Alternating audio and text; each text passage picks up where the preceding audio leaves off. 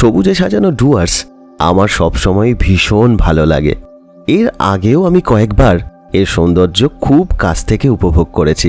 সত্যি বলতে কি, ঘন সবুজ গা ছমছমে জঙ্গল যে কেমন হতে পারে সেটা এই ডুয়ার্সই আমাকে হাত ধরে চিনিয়েছে। তবে এবারের ডুয়ার্সের এক অন্য সৌন্দর্য আমাদের চোখে ধরা পড়েছিল। আমাদের বলতে আমি, আমার ভাই আর আমাদের গাড়ির চালক দাদা। শ্রদ্ধেয় প্রতুল মুখোপাধ্যায়ের সেই গান যেন বারবার নিজের অজান্তেই চলে আসছিল মনে, চলে আসছিল ঠোঁটে। আমি বাংলায় গান গাই, আমি বাংলার গান গাই, আমি আমার আমিকে চিরদিন এই বাংলায় খুঁজে পাই।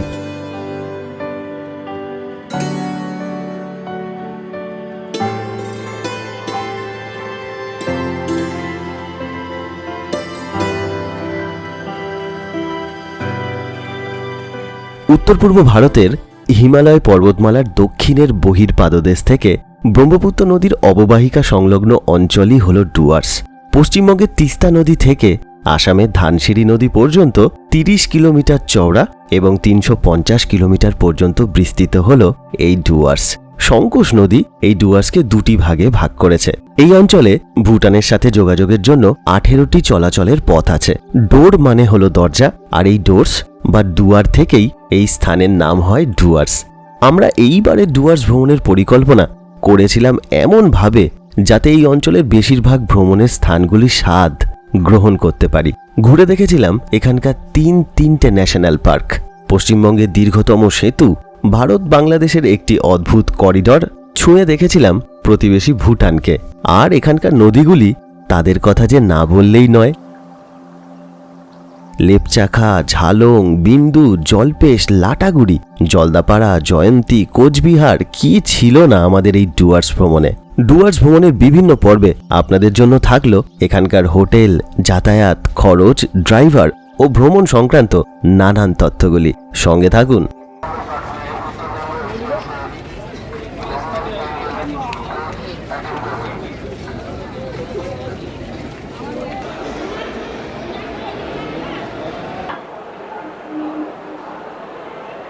নমস্কার, আমি অভিষেক। আশা করি আপনারা সবাই খুব ভালো আছেন। একটা নতুন ভিডিওতে আপনাদের সবাইকে স্বাগত জানাই। আজকে 25শে নভেম্বর, আমি এখন আছি শিয়ালদহ স্টেশনে। আজকে একা নয়, আজকে আমার সাথে আমার ভাই সৈকত আছে। আমরা দুজন ডুয়ার্স বেড়াতে যাচ্ছি। তা এই ডুয়ার্সকে দুটি ভাগে ভাগ করা হয়, একটা হচ্ছে আসাম ডুয়ার্স আর একটা হচ্ছে বেঙ্গল ডুয়ার্স। আমরা বেঙ্গল ডুয়ার্সটা ঘুরে দেখব। যে ট্রেনটা আমরা এখান থেকে ধরছি তার নাম্বার হচ্ছে 13149 কাঞ্চন কন্যা এক্সপ্রেস। এখান থেকে ছাড়ার সময় হচ্ছে রাত্রির 8টা 35। প্রতিদিন এই ট্রেনটা যায়। আর আমরা নামবো নিউমাল জংশনে। নিউমাল জংশনের দূরত্ব এখান থেকে 640 কিলোমিটার। সকালবেলায়, পরের দিন সকালবেলায় 9টা 10-এ নিউমালে পৌঁছানোর কথা। তবে ট্রেনটা প্রায় ঘন্টাখানেকের মতো লেট করে।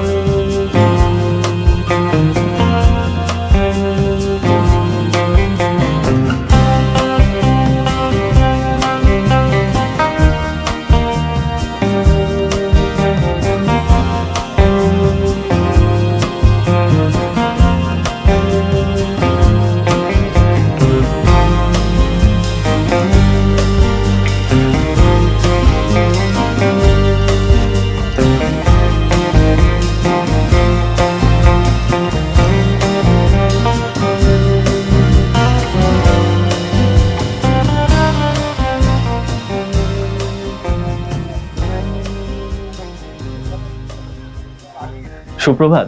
এখন সময় হচ্ছে সকাল 9:30। আমরা নেমে পড়লাম নিউমাল জংশনে। ট্রেন এখানে মাত্র 2 মিনিট কিন্তু দাঁড়িয়েছে। লেট করেছে মানে 9টা 10-এর সময়, তা ওই 20 মিনিটের মতন লেট করেছে। ঠিক আছে, আসলে ওই সেবকের ওখানটায় ট্রেনটা কিছুক্ষণ দাঁড়িয়েছিল, নাহলে শিলিগুড়িতে 8টার সময়, তো ওখানে 8টাতেই কিন্তু পৌঁছেছে। ভালো চালিয়েছে ট্রেনটা, পরিষ্কারও। আমরা তো এমনি মানে স্লিপারে এলাম, ভালোই চালিয়েছে, সুন্দর পরিষ্কারও ছিল। আচ্ছা, ডুয়ার্স ভ্রমণ শুরু করার আগে আপনাদেরকে দুটো কথা না বললেই নয়। এখানে 3টে ন্যাশনাল পার্ক আছে। এই সামনেই হচ্ছে গরুমারা, আর একটা হচ্ছে জলদাপাড়া, আর একটা হচ্ছে বক্সা। তা আপনারা ভ্রমণ যে কোনো একটা দিক থেকে শুরু করতে পারলে ভালো হবে। আজকে ওয়েদার এত পরিষ্কার, ওইখান থেকে আমরা কাঞ্চনজঙ্ঘা দেখতে পাচ্ছি, বরফের পাহাড় দেখা যাচ্ছে, এত সুন্দর, পুরো নীল আকাশ। আর স্টেশনটাও খুব সুন্দর, সামনে উঁচু পাহাড়, দারুণ সুন্দর লাগছে। তা আপনারা যে কোনো একটা দিক দিয়ে শুরু করুন। যেমন ধরুন আমরা এই গরুমারা থেকে শুরু করেছি, গরুমারা হয়ে জলদা হয়ে আমরা বক্সা যাব। আপনারা চাইলে উল্টো দিক থেকেও করতে পারেন। তা এই যদি ধরুন গরুমারা থেকে আপনারা শুরু করেন, গরুমারার ব্যাপারটা হচ্ছে কি, এই নিউ মাল জংশনে আমাদের ট্রেনটা দাঁড়িয়েছে। তো এখানে আরো কাছাকাছি অনেকগুলো স্টেশন আছে, যেখান থেকে আপনারা টিকিট পাবেন সেখান থেকে আপনারা সেই ট্রেনের টিকিট করে নেবেন।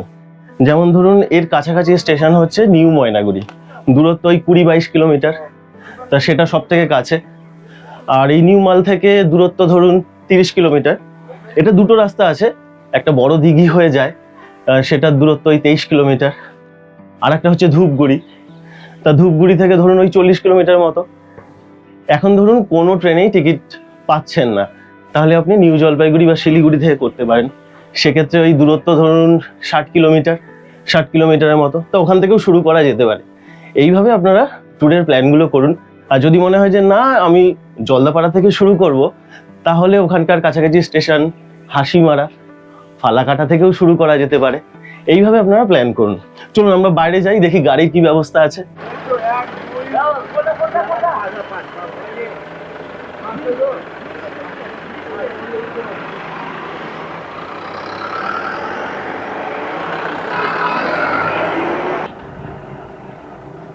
পার্কিং কত?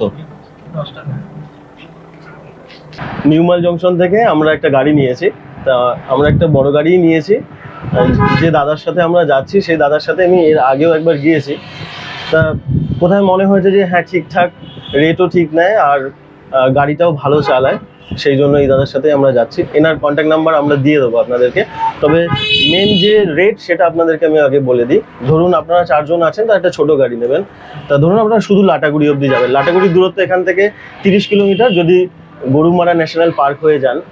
আর যদি আরেকটা রাস্তা আছে বড় দিঘি হয়ে, সেক্ষেত্রে রাস্তাটা একটু শর্ট হয়, তো সেটা করেও যদি যান তাহলে ওই 22-23 কিলোমিটারের মতো।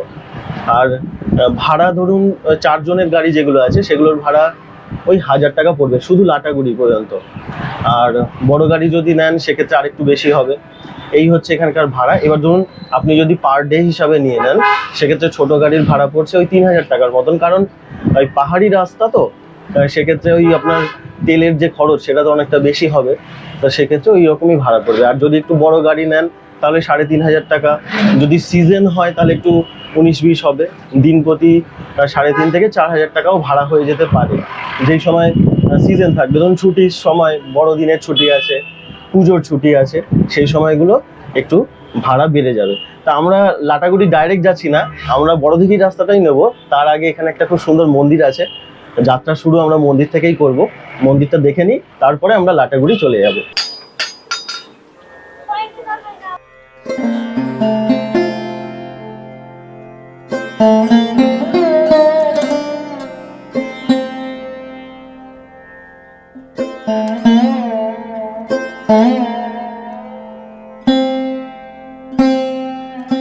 নিউমাল জংশন থেকে এই মন্দিরের দূরত্ব কিন্তু খুব বেশি নয়, মানে ওই 2 কিলোমিটারের মতো।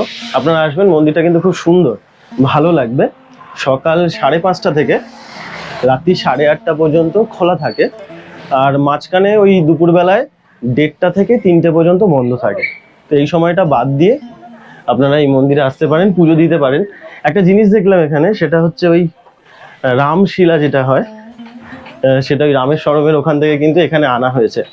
এই মন্দিরটা না, মানে এখানে কিছু মারোয়ারিরা আছে, তো সেই মারোয়ারিরা তাদের যে দল আছে বা গোষ্ঠী আছে, তারা সবাই মিলে এটাকে নির্মাণ করে। তো যখন এটার উদ্বোধন হয়েছিল তখন নাকি মানে হেলিকপ্টার এনে ওপর থেকে ফুল দেওয়া হয়েছিল মন্দিরের ওপরে। তো আপনারা যদি আসেন তা এইখানটায় এসে একবার মন্দিরটা দর্শন করে যাবেন, ইচ্ছা হলে পুজো দেবেন, ভালো লাগবে। প্রচন্ড চাপ।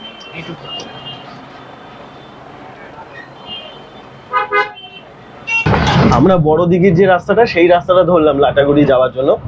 এখান থেকে ওই 23 কিলোমিটারের মতো। তার যখন আসছিলাম এখানে একটা খুব সুন্দর বাজার বসেছিল, যেহেতু আজকে রবিবার, তো এখানে হাট হয়। তা ওই মুখের কাজটা একটু জাম থাকে, বাদ বাকি একদম সুন্দর রাস্তা, ফাঁকা রাস্তা। তা এই রাস্তাটা দিয়ে আমাদের আর মানে যে কটা দিন আমরা এখানে আছি এই রাস্তাটা দিয়ে আর আমাদের যাওয়ার নেই।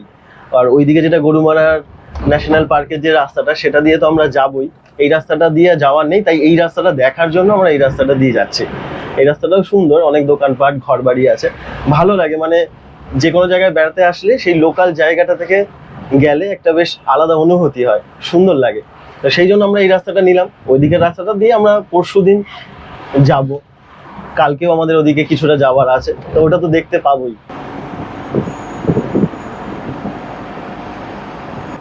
ওরে বাপ রে বাপ, মারাত্মক সুন্দর। আহ এটার কথাই বলছি। পুষিয়ে গেল। এই গাছগুলো কিন্তু এই যে জানো তো এই যে যেগুলো ইয়ে হয় সিট্রোনিল। একটু দাঁড়াও না তাহলে। হ্যাঁ, আমরা এই বড় দিঘির যে রাস্তাটা না, এই রাস্তাটা নিয়েছিলাম যে এই দিকের যে সৌন্দর্য সেটা দেখবো বলে।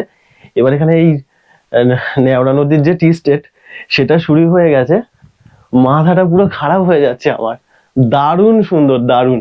আর এখানে না ওই সেট্রোনিলের যে ফিনাইল তৈরি হয় বা মশার ধূপ তৈরিতে যে পাতা, ঘাসের মতো গাছটা দেখাবো আপনাদেরকে, দারুণ সুন্দর লাগছে। এই দেখুন এই যে গাছগুলো, এগুলো সব গোলমরিচের গাছ।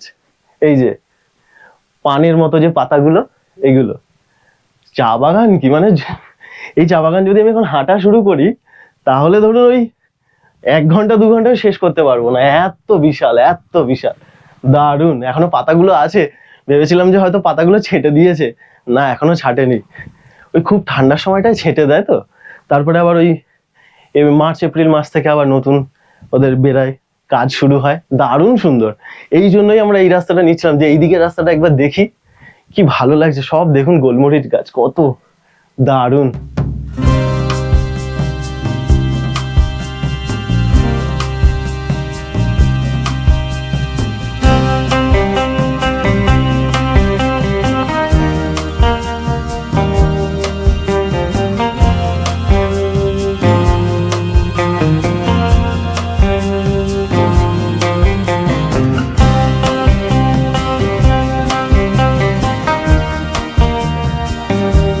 আমি রাস্তা দিয়ে যাচ্ছিলাম, তো রাস্তা দিয়ে যেতে যেতে এক জায়গায় দাঁড়িয়ে পড়লাম।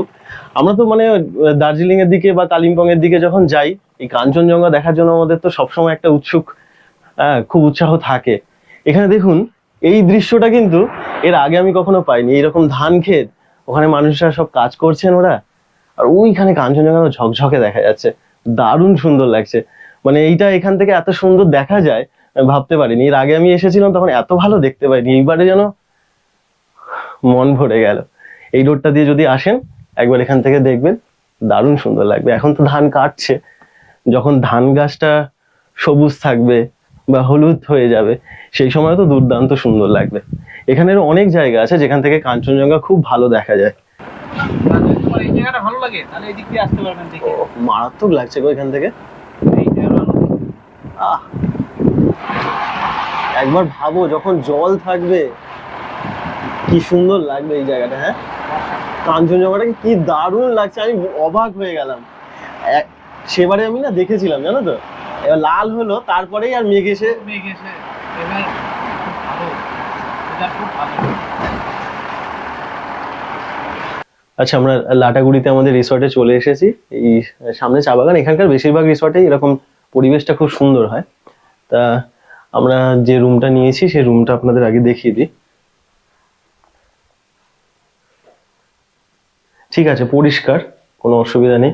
এখানে খুব সুন্দর একটা জানলা আছে, ঘর থেকে চারপাশটা দেখা যাবে।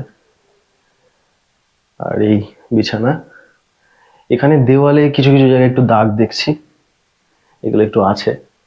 একটা টিভি আছে, আয়না আছে, আয়নাটা ঠিকঠাক পরিষ্কার। আর এই হচ্ছে ওয়াশরুম। ঠিক আছে, ওয়াশরুমটাও ঠিকই আছে, পরিষ্কার মোটামুটি। গিজার আছে।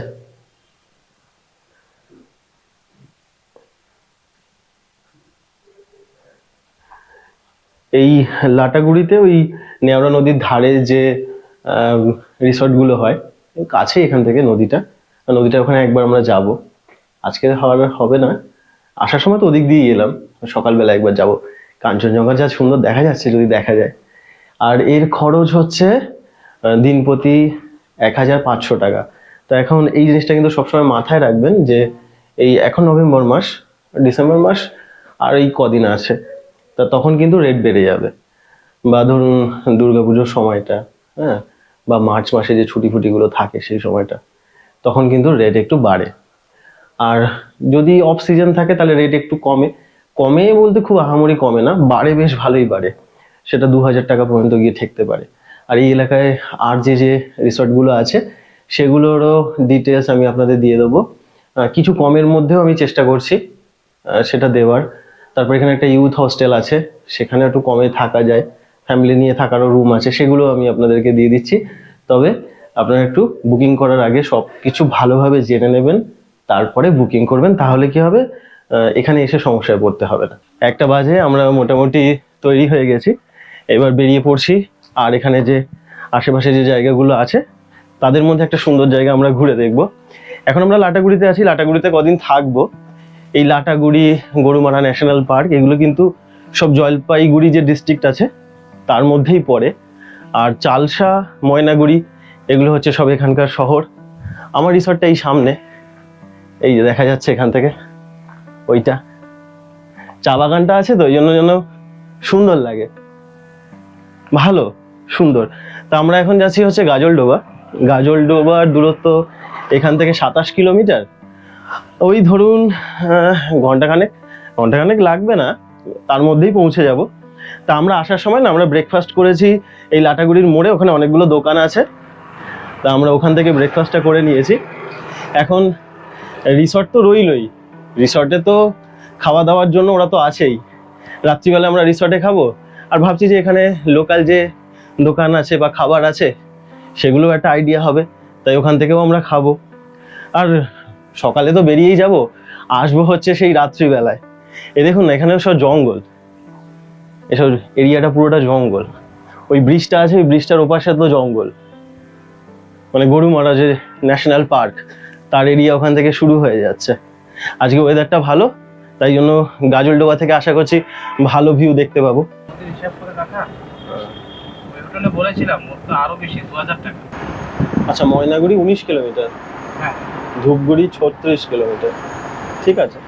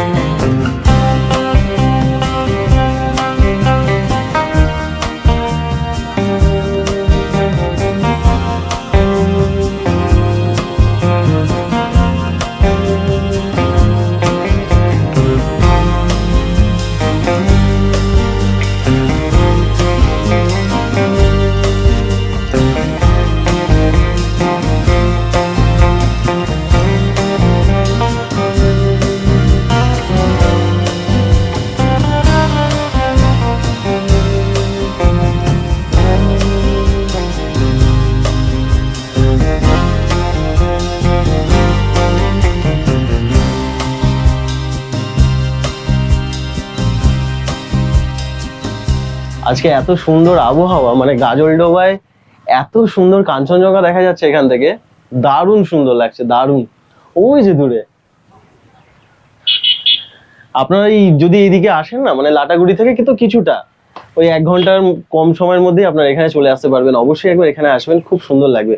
বিকালবেলায় না এখানে বোটিং হয়, তা আজকে এত সুন্দর দেখা যাচ্ছে, তো বিকেলবেলায় কালারটা চেঞ্জ হবে, যদি ওয়েদার ভালো থাকে তাহলে আমরা দেখতে পাবো। তা এখানে অনেকগুলো খাবারের দোকান আছে, আমরা দুপুরের খাবার আজকে এখানেই খাবো। এখানে বরলি মাছও পাওয়া যায়, মানে এখানকার যে ফেমাস বরলি মাছ, যার খুব স্বাদ, সেই মাছ এখানে পাওয়া যায়। তা দেখি যদি হোটেলে হয়, পেয়ে যাই, তাহলে ওখানে আমরা আজকে খেয়ে নেবো, ওই মাছটা একবার চেখে দেখতে পারবো। আর একটা হচ্ছে কি, আপনারা ধরুন এখন নভেম্বর মাসের শেষ, আপনারা যখন ডিসেম্বরের দিকে যদি আসেন, মানে ডিসেম্বর থেকে ফেব্রুয়ারি পর্যন্ত, এখানে অনেক পরিযায়ী পাখি আসে, লাদাখ থেকে, মধ্য এশিয়া থেকে অনেক পরিযায়ী পাখি আসে। তো সেই সময়টা আপনারা আসলে অনেক আসে, আপনারা দেখতে পাবেন।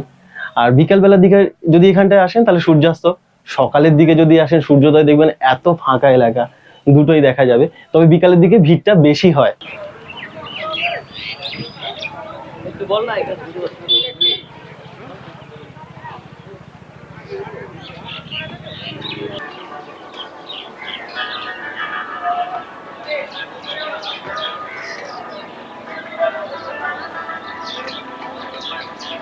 গাজলডোবায় আমরা একটা হোটেলে খেতে বসেছি। তা এখানে অনেকগুলো দোকান আছে, এই দিকেটায় খুব ভিড়, আর সেই কারণে আমরা এই দিকেটায় চলে এলাম। তা এটাও মোটামুটি ভালোই, তা এই দিকটা একটু ফাঁকা আছে। তো এখানে যে স্পেশাল বরলি মাছ, এই বরলি মাছ আমরা পেয়েছি। বরলি মাছটা মোটামুটি ঝাল করেছে। তা আমাদের বাপ্পাদা বরলি মাছ আসল চেনে, তা বলছে যে কিছু কিছু বরলি আছে আর কিছু কিছু আরেকটা ওই বরলি মাছের মতোই অনেকটা দেখতে হয়, টেস্টও প্রায় একই, চৈতালি মাছ। তা সেই মাছটা 2-1 পিস আছে আর কিছু বরলি আছে, এটা বললো। আমি সত্যি বলতে চিনি না। তা যাই হোক, দুটো পেয়েছি সেটাই অনেক। আর তারপরে বিকালবেলায় তো উঠবে, তখন আমরা ওখান থেকে একদম টাটকা খাবো। আচ্ছা, এই যে আমাদের খাবার হচ্ছে, এখানে আলু ভাজা, ডাল, পাঁপড়, ভাতও বেশ ভালোই দিয়েছে, লেবু দিয়েছে, পেঁয়াজ দিয়েছে, শসা আছে, এখানে একটা আলু কুমড়োর তরকারি আর এই মাছ। এবার যদি শুধু এই নিরামিষটা আপনারা নেন তাহলে 70 টাকা, আর বরলি মাছ যদি নেন তাহলে আরো 70 টাকা। এখানে যদি আপনারা রুই মাছ বা কাতলা মাছ খান তাহলে এই ভাত আর রুই মাছটা দিয়ে বা কাতলা মাছ দিয়ে 140 টাকা। মোটামুটি দাম রিজনেবল, ঠিক আছে।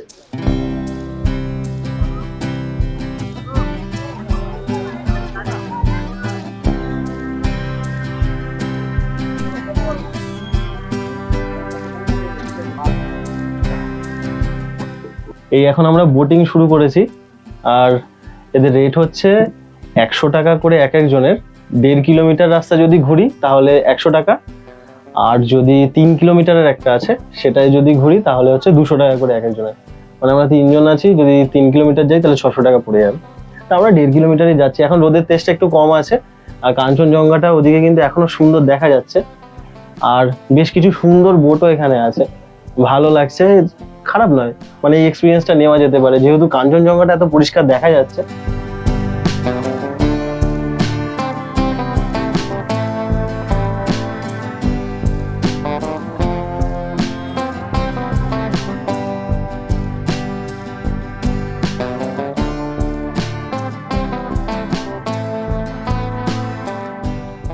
আমি কোনোদিনও ভাবতে পারিনি যে এরকম নৌকায় করে যাব, এরকম চারদিকে জল, পিছন দিকে পাহাড়, কাঞ্চনজঙ্ঘা।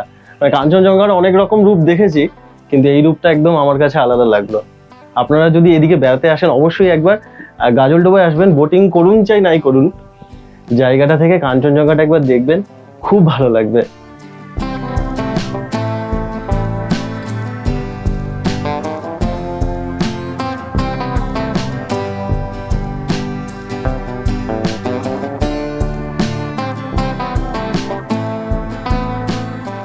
তোমাদের এখানে আবহাওয়াটা এত পরিষ্কার, মানে এত এরকম নীল আকাশ আমাদের ওখানে সচরাচর দেখতে পাই না। হ্যাঁ হ্যাঁ, সকালে আমরা যখন নেমেছি তখন তো মানে ওই নিউমাল জংশন থেকে একদম দারুণ লাগছে। আমি নেমেই ওকে বলছি আকাশটা দেখ একবার।